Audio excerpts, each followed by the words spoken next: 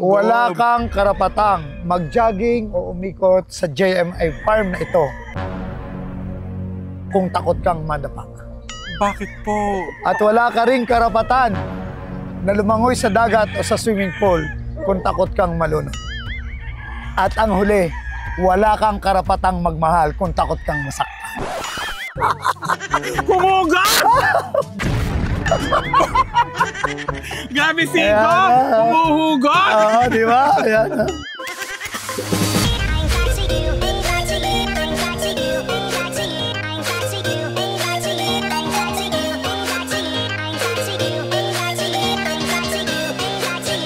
Hello, Philippines! Hello sa mga kababayan ko sa Batangas. Ako'y naandine sa mataas na kahoy sa farm ni Gob J. Manalo Ilagan. Gawa ng ako'y hihingi ng manok. Paano ganaman yung aking baby boy? Mahilig mag-alaga ng manok. Baka naman kapag narigaluhan ko na ay mapasagot ko na siya. At nang ako ay magkajowa na. Nasaan ka iyo? Gob! Gob! Pagkaiingay ng mga manok na ari ah. Ay, nakita niyo kasi Gob? Nakita ninyo? Nasa kaya si Gob? Gob! Meanwhile,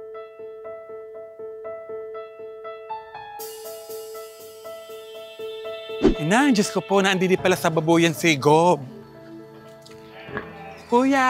Ay! Hinahanap ko lang si Gob. Okay po. Pasok po kayo. Nasa loob po ang ating Gob po. Ay, sige ako na tutulungan na kita. Ay, sige po. Pasok po kayo, sir.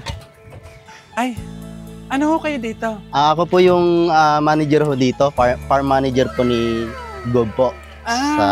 Kayo ang manager. Yes po. Nakakatuwa Robert naman. Declito po. Salamat po. Ayun. Gob! Ay, kumusta? Tuloy kayo. Gob! Ano ka namang iyo to ang pinagkakaabalahan diyan? Diare, pag tayo ay may free time, ay ating binibisita itong ating farm. Ito yung native pig farm natin. Yan. Ano are pinagbebenta ninyo? Hindi, ang mga anak niyan, ito ay bahagi ng ating paghanda, panregalo natin sa mga birthdayan, sa mga kaibigan. Aba! Kaswerte ah! Abay, okay, kaya ay patikimin niyan. Ay, balita ko kayo masarap daw ang mga ganyang baboy ramong natawag Opo, diyan. yan ang baboy ramo, yan ang native pig. Ayan. So kayo ay naandito kapag kayo ay... Mga pang-alis ng stress. Kapag tayo gustong mag-relax, ayan, ating binibisita ang ating mga baboy ramo. Doon naman sa kabila ay mga kambing, mga tupa. Ayan. Kalawak nga pala ng iyong farm na ari. Oo. Ay, Gob! Sino nga pala aring naghatid sa akin din eh? Aba, yan ang ating napakakisig na farm manager. At ang istorya niyan ay yung aming presidente ng kababayan dito, si Ate Gemma, ay napunta isang umaga sa akin at babalik na daw si Robert sa Mindoro. Apakalayo sa Mindoro. San Jose Occidental po. Siya ay nag-a-apply ng trabaho, walang tumanggap. At nung umagang yon, nung oras nung siya nakita ko, sabi ko, ibibigyan kita ng trabaho, bubuuin kita. At yung iyong pangarap ay ating sisikaping marating. At siya ngayon sa farm manager dito sa ating JMI farm. Nakaka-inspired naman. Siya ay from Mindoro. Nakakatuwa naman na isang mga tulad niya na PWD ay pwede pala maging manager. Yes, at ito na, siya na yun. So tunay talaga yung nakapanood ko sa inyong video na kayo may mga tinutulungang PWD. Yeah, okay. Gob, ang laki ng inyong farm na ari Tama lang. Talaga ito yung inyong pangtanggal ng stress. Opo, pag umaga, minsan alas 5, alas 4, naandito na ako. Binibisita ko, enjoy naman tayo dyan. Yes po. Kaya nga, dahil natatandaan ko si Gob, tumatak siya sa isip ko dahil after 3 years election, talagang nagpakilala na si Gob. Yes. Talagang ang dami niya ng mga tinulungan, may mga medical mission, Yes po. nag-i-sponsor ng mga liga. Abay, talagang 3 years pala, hindi na napapagod. Hindi na. Bakit parang hindi kayo napapagod? Oo. Anong vitamins nyo? Nakayusa na tayo. O talagang sponsor ito pala ginagawa ninyo para hindi kayo mapagod. Ito ang pantanggal stress ninyo. Tapos, may babuyan kayo. Ano po? Nasaan po ang inyong babuyan? Doon po sa kabila. Ito naman yung ating dinideliver sa mga supermarket. Itong isa sa ating hanap buhay. At ito ay nakikreate ng more or less 37 families. Aba, 37 Yes. families. Ay, total din lang naman inabanggit ninyo ang family. Ang hindi ko malilimutan sa inyo, ay kwento ninyo na ang inyong nanay at tatay ay ilang taon nga na, oh? Kwento nyo nga! Ay, Talagang nakaka-inspired ang kwento ni Gob. ang tatay ko po ay nag-asawa ng 13 years old. At ang inay na may gumarutay sa edad na 11. Siyam kaming magkakapatid at ako po yung pang-siyam. Ako yung bunso. Ang dami nyo din palang pamilya, Oo. magkakapatid. Ang nanay ko naman ay 18 magkakapatid. Ayan. Doon tinalo ang inay at ang tatay. Dahil ang Oo. inay at ang tatay, tigla 12 lang sila pareho. Pero kayo po, ilan po ang anak ninyo? Isa po. Isa? Apo. Gobi, yun yung pinagtataka ko. Bakit noong unang panahon, pwede yung maraming anak? Tapos ngayon, bakit ngayon, para kaunti mag-anak ng mga anong dahilan? Bakit kakaunti sila mag-anak? Ganun ang sistema ngayon.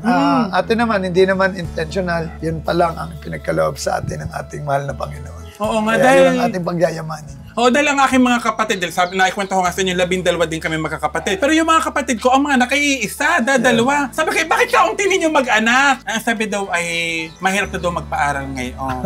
Ay kayo nga po may plano sa mga gusto pong mag-aral para yung mga bata na gustong mag-aral, yung mga hirap, ang mga magulang sa pag-aaral, may plano po kayo Actually, doon? one of our flagship program is ituloy ang sinimula ng ating minamahal na Governor Dodo Mandanas. At ang pangarap ko ay pag-aaralan natin ang ating mga kababayan dito sa lalawigan ng Batangas. Bibigyan natin sila ng scholarship hanggang sila makapagtapos ng kolehiyo. Yan ang aking paniniwala na ang dapat nating ibigay sa kanila ay yung karunungan o ang edukasyon. Ayun, oo nga. Dahil sadya naman talaga. Kahit pa ulit-ulit nilang sinasabi na ang edukasyon, ang... Ang may pamamana nating walang makakakuha. Yes, yung walang makakanakaw kahit sino. Kuya, salamat ha! Ako lamang ipapasyal muna ni Gob. Sige ho, enjoy ho kayo diyan.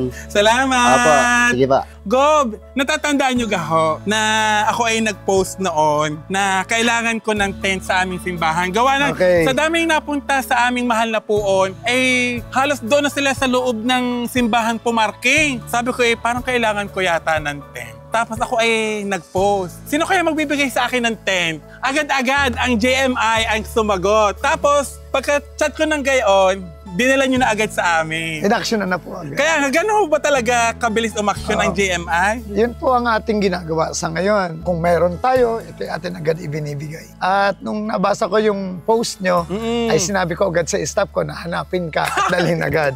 At ang tingin ko naman, same day, nadala din agad. Oo nga, nung gabi-gabi agad na yun. Kahit gabi na, na-deliver namin. Kaya maraming salamat ho dahil doon ho nagpa-parking yung mga pumupunta sa amin sa simbahan. Talagang malaki ho ang naitulong ng tent na yun. May kwento ka ho, bakit parang tent ang lagi niyong naibibigay bukod sa mga ilang ayuda ninyo? Parang laging tent. Ano ho meron sa tent? May simbolo ang tent kung bakit yan. Dahil tayo naniniwala na tayo ay kanlungan ng kaunlaran. Aba!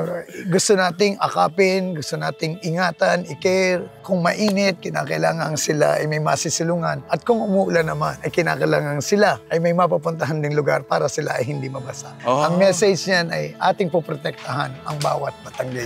Nakakatuwa naman, Gob, dahil halos makita ko dito sa buong Batangas ay may tent ninyo. Talaga namang inyong kanlong na kanlong at yakap na yakap ang mga kababayan ko din sa Batangas. Apo, yan naman po ay may mga nagbigay sa atin a year ago. May mga kaibigan na tumulong sa atin, kaya naman ating nabigyan sila before pa nitong campaign period. Ego, paano pala kayo nagsimula bilang public servant? At saka, ano po ang inyong mga nagawa para masabi ninyo na karapat dapat kayong tumakbong gobernador, qualified kayo sa posisyon na ito?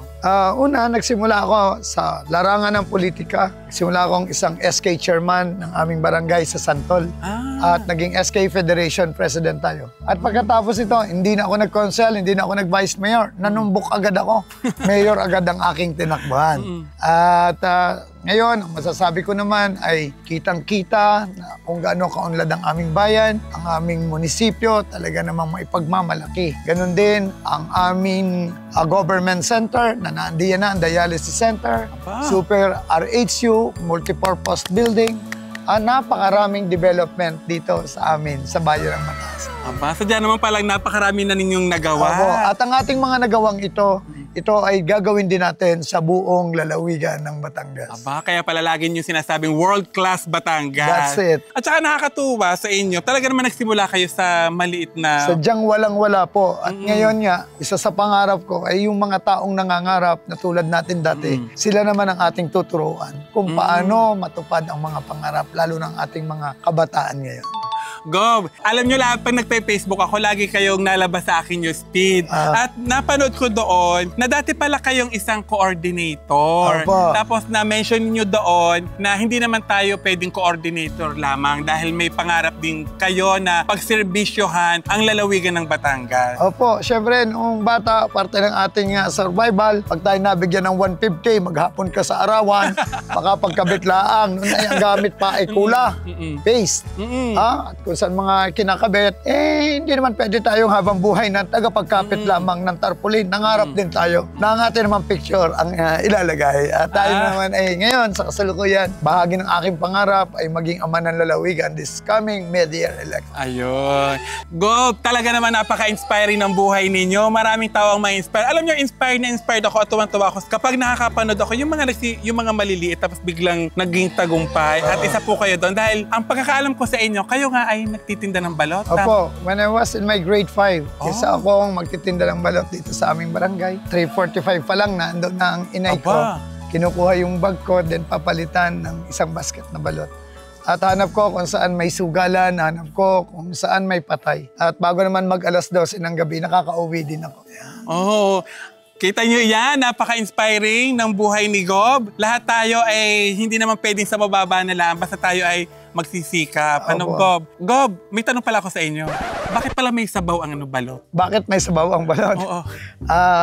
Siyempre, kinakailangan may something liquid. May sisiw kasi yan doon sa loob. Hindi rin makakasorban ba sisiw pag wala siyang tubig sa loob. Ano? At yun ang isa sa napakasarap noon. Iniinom ko pa naman iyon. Pero hinihigop natin. Hinihigop ko. Pero pagkakaalam ko kaya may sabaw doon, parang ihiyat.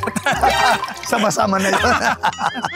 Gob, ipasyal niyo pa naman ako dito. Okay, Saan ako pwedeng ipasyal? May alaga tayo ditong tupa, may alaga din tayong kambing, may alaga tayo ditong mga native chicken. Ayun. Ang sarap na kwentuhan ni Gob. Mapapapunta rin tayo sa breeding ng mga ibon. Tapos, meron din tayong breeding ng mga American Bully. Ayan. At mamaya ipunta naman tayo doon sa ating piggery.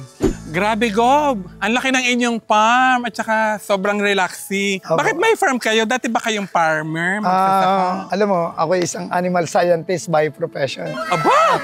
Tigulat ako doon Isa tayong magsasaka. Talagang ang pag-aalaga ng hayop ay siyang nasa puso ko. Pag may mga free time ako, lagi akong pumupunta sa gubat. Tinitingnan ko ang lakatan plantation ko at saka lahat ng klase ng prutas at mga fruit-bearing tree ay meron tayo. Okay. Dahil talagang mahal na mahal natin ang farming. And may puso para tayo sa mga magsasaka. Kaya po, napakahilig natin sa pag-aalaga ng hayop dahil marahil ito ay naman ako sa aking ama't ina. Alam mo, ang aking ama't ina ay pareho silang magsasaka.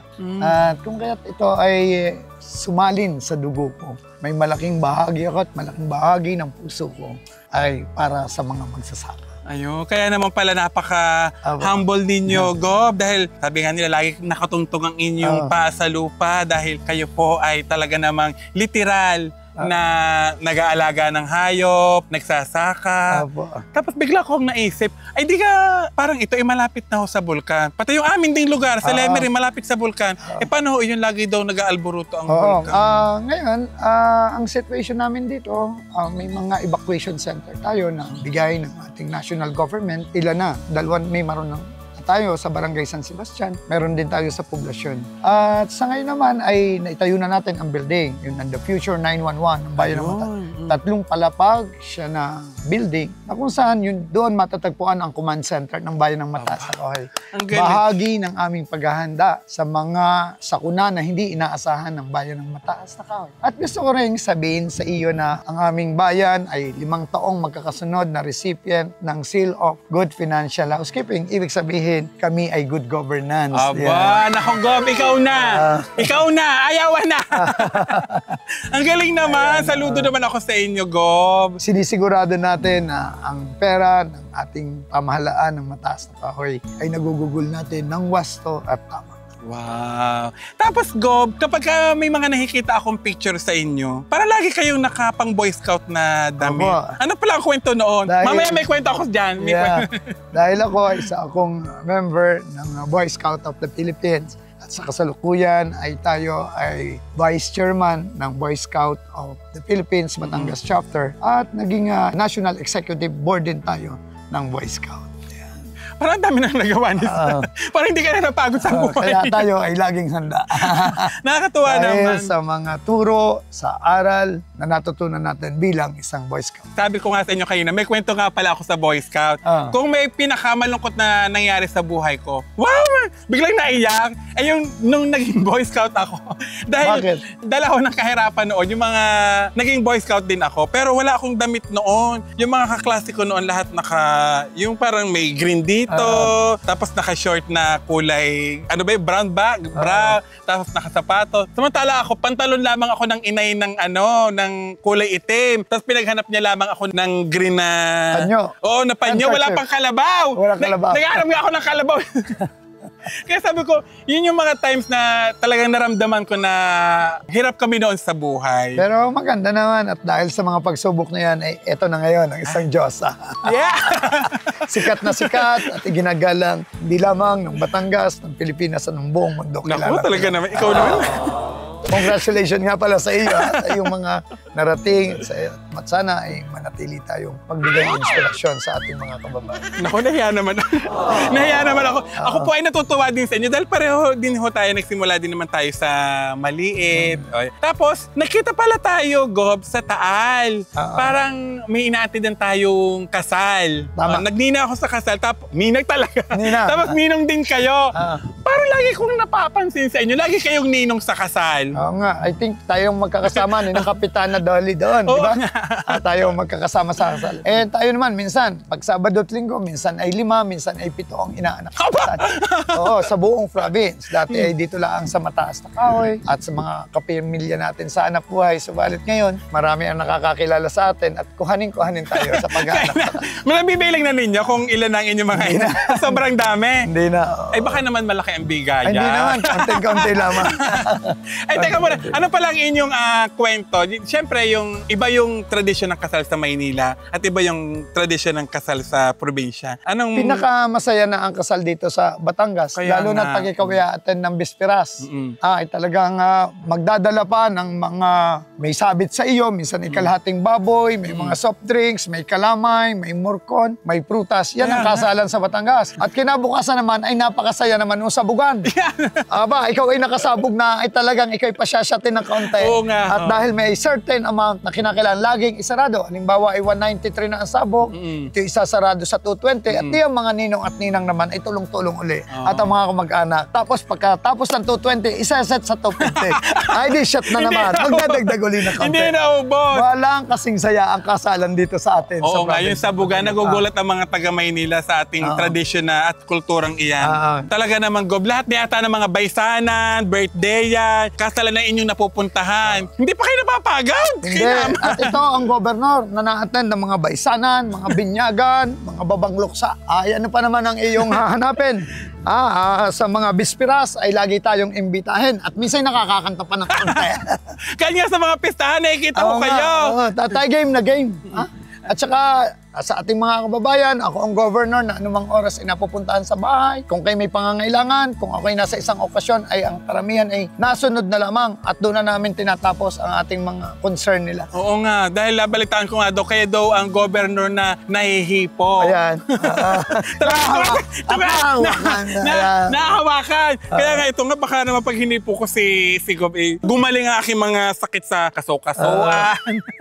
At kasamang Diyos, ako ay kukunin ko na rin ang pagkakataong ito upang humingi ng tulong sa lahat ng ating mga kababayan sa buong lalawigan ng Batangas. Ako naman ay inyong samahan sa aking pangarap na maging sunod na governor ng lalawigan ng Batangas. Sa aking mga kamag-anak, mga kaklase, kumparihan, sa lahat ng samahan, reliyon, meron ang ating lalawigan, sa mga samahan ng mga magsasaka, sa lahat ng civil society organization. at sa lahat ng aking mga kaibigan, ako inyong tulungan na may pangampanya para ako'y manalong gobernador ng lalawigan ng Batangas.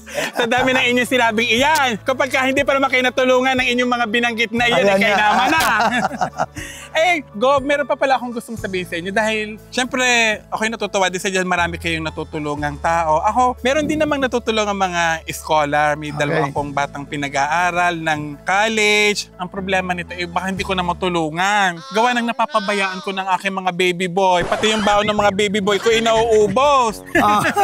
Meron ako kayong plano para sa mga scholar, baka may pa-scholar kayo. Alam mo, ang katulad mo, 43 days from now, dadagdagan ko ang iyong pangalan aside sa bilang isang kilalang Diyos.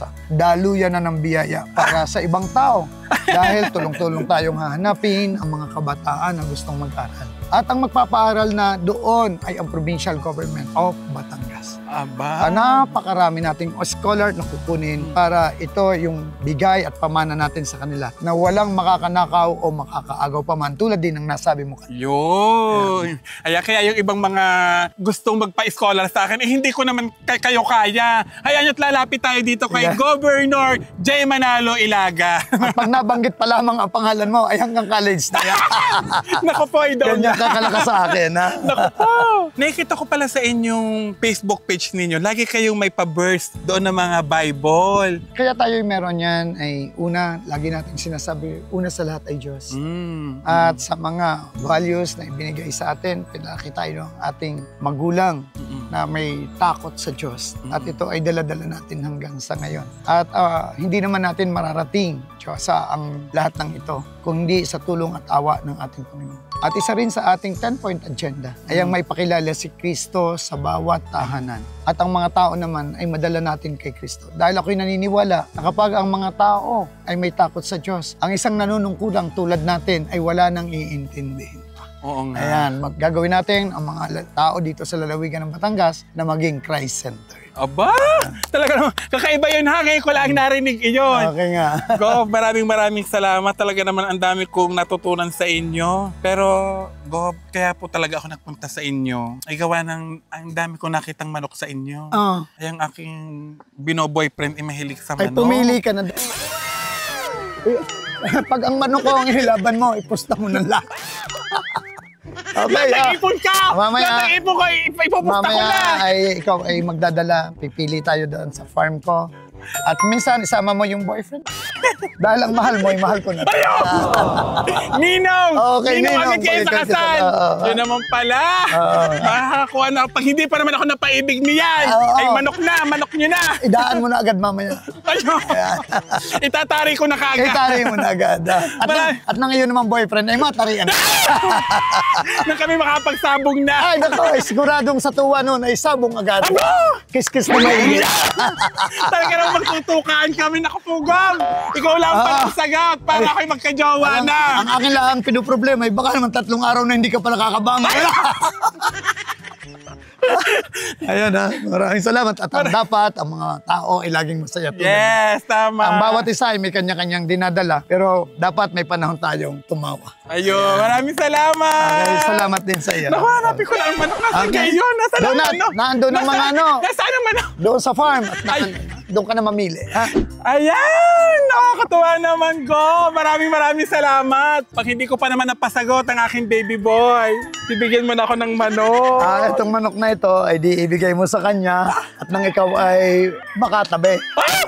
Basta kami magtutukan hanggang madaling araw. Okay, yun. Ayan. Tatarian ko na kaagad. Ala, salamat. Salamat po. Salamat, Go. Ayan, may manok na ako. Ayan.